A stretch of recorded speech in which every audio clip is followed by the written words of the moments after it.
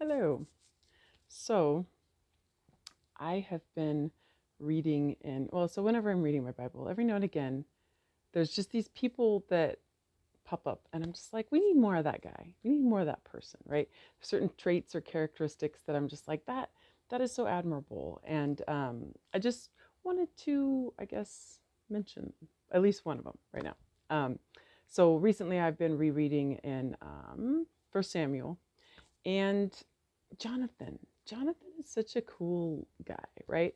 Um, One of the first things with Jonathan that just really strikes me is like in the story in First Samuel chapter 14, where it's like it's where there's so Jonathan basically there Saul has been made king and he's already been a little disobedient and all that, but they're still fighting with the Philistines, right?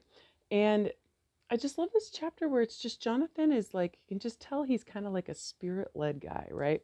He just goes with his armor, I think it was armor bearer, and he just suddenly is like, hey, let's go up to the Philistines' camp. Let's just go scope it out. And then when they're on their way, he's like, okay, hey, it's really not a big deal for God to deal with these guys, whether it's just us two or a whole army. So let's just go see if the Lord will hand him over to us, right? Like he's not doing any big thing. He's not fasting. He's not saying, making big proclamations. He's like, let's just go see if the Lord's going to give us these people, right?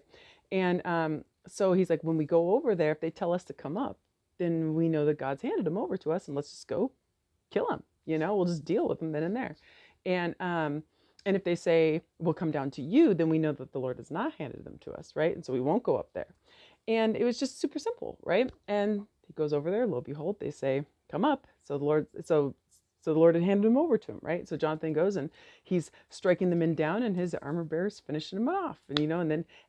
What he's doing, they take down like 20 people really quickly, and then like the kind of word spreads, and there's all this panic and chaos in the camp because it isn't Jonathan doing it; it's the Lord doing it. He's handed him over, and there are people that had kind of Israelites who had gone over to be with the Philistines who during this time decided to turn back and join the Israelites again.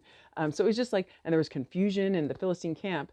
And then Saul is down somewhere else and he doesn't really even know what's going on. And then when he sees that, hey, they're being routed, we're having victory, right? So they're winning this huge victory. He doesn't know where it came from. He does try and see like who's missing from our camp. He finds out Jonathan's and his armor bearer are missing, and so he knows they must have something to do with it.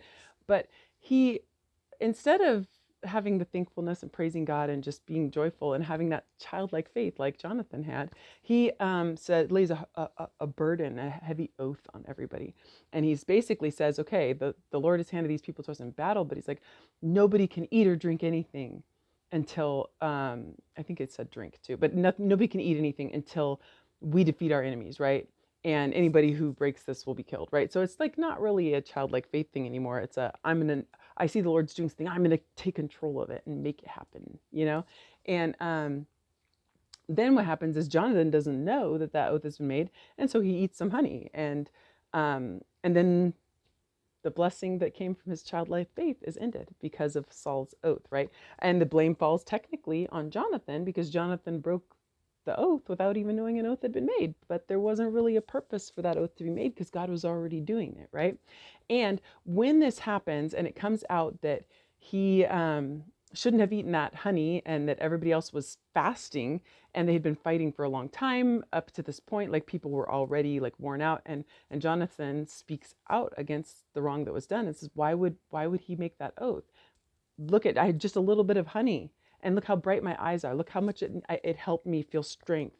Like, why would he deprive us of this, right? Like that doesn't make sense. So he speaks out and says something's wrong with what the leader did. And I don't feel it was done in a very disrespectful way. I think it was done in a way that was important, right? That he was recognizing something was lacking in Saul's leadership. And especially given that, like, this was supposed to be like, this should have been his time of joy, whether or not they completely wiped them out or not, a huge victory was won. Let people rejoice in that, right? Um, and then later on, let me check something, just double checking my chapter. It is in chapter 19, which is right after the David and Goliath thing, right? This is the part that I just really like this. Um, so so David goes out, he defeats Goliath, right? He's already been anointed king, like he's just a man after God's own heart. We all know the David story, right? That's biggie, right? But I just love that, like, as as David is growing into the person that he's meant to be, right? And he's already, like, playing the harp for Saul. Saul is becoming more and more jealous, right? And more and more insecure and struggling. And it just made me think of so many passages or stories, maybe. Like I was thinking of Rachel and Leah back in who were both married to Jacob, right? And Leah was the wife that was given to him, like, that he didn't want, and then he had to work longer so that he could have Rachel. And it was just like, between the two sisters, there was just this constant competition, right? Of like having more children, who can have, like, giving, like, okay, well, they've had children, so take my maid and have children with her, and just trying to constantly outdo each other, right? And I see so much in the world. That's the kind of the vibe I get a lot of times, is people being really competitive, even if they're trying to not appear competitive, they're being very competitive and trying to put themselves up and other people down just a little bit. And I just love with Jonathan, it says in the beginning of this passage, where it's like, basically, after the Goliath thing, he's talking to Saul, and it says by the time he's done talking to David, and Saul and David are done talking, Jonathan was basically, he's just David's. He just loved him. And he was so, like, they made a covenant, and they were, and he just takes off his cloak. He just starts giving him his weapons and his armor. And he is just like, this is the guy who just went with his armor bearer and basically routed this huge camp of the Philistines, just because he's like, hey, God will give him to us, right? And he is like, not at all worried about, like, I'm not going to be the champion anymore. I'm not going to be the guy who did this thing, right? And he did already have somewhat of a following of people that admired and cared about him, because Saul was going to strike him dead for eating that honey. And a bunch of the soldiers and stuff stood up and said, hey, no, no, no, you can't do that. This is the person who brought us this victory came through, don't kill him. And so people were already kind of on his side, but he was just like, he just sees David and he goes, I think it's that childlike faith in him that was just like, this is the one the Lord has brought. This is the leader, right? Because he already is kind of recognized some of his father's shortcomings, I believe. And like, he's spoken out, but he stays, I don't think he doesn't like tear him down completely or anything. But he sees in David, like, this is the one that the Lord has sent. And he's just like, immediately, all of the things that make him like this, he just gives them to David, and he's like, just happily does so. And I don't know, I just think it's so cool to see that. Because sometimes I think we get really caught up in the Davids of the world, which of course, David is a very centrifugal to our faith character, like understanding, right? As the son of Jesse, with the pattern of the one to come, all of that.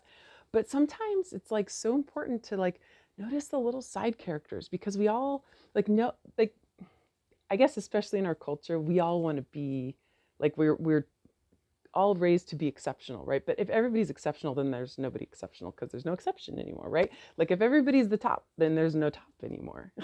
And so it's kind of like being able to be that person who's gladly like, oh, I don't need to be the best. I see that you have this wonderful thing. I want to support this in you.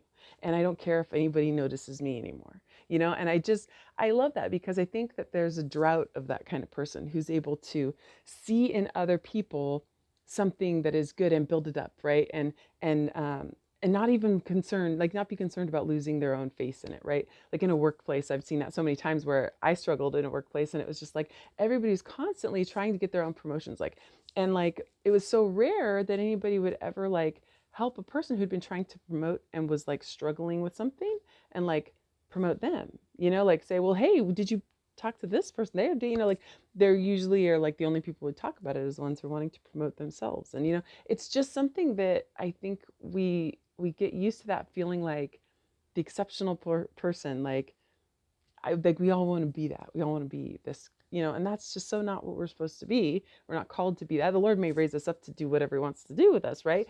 But, like, I love the attitude of Jonathan. That's just like, just immediately, he's like, I love this person. I'm gonna support him, and I'm just gonna give him all this stuff, and I don't even care about myself. I don't know. I just love it. And I think it deserves a shout out.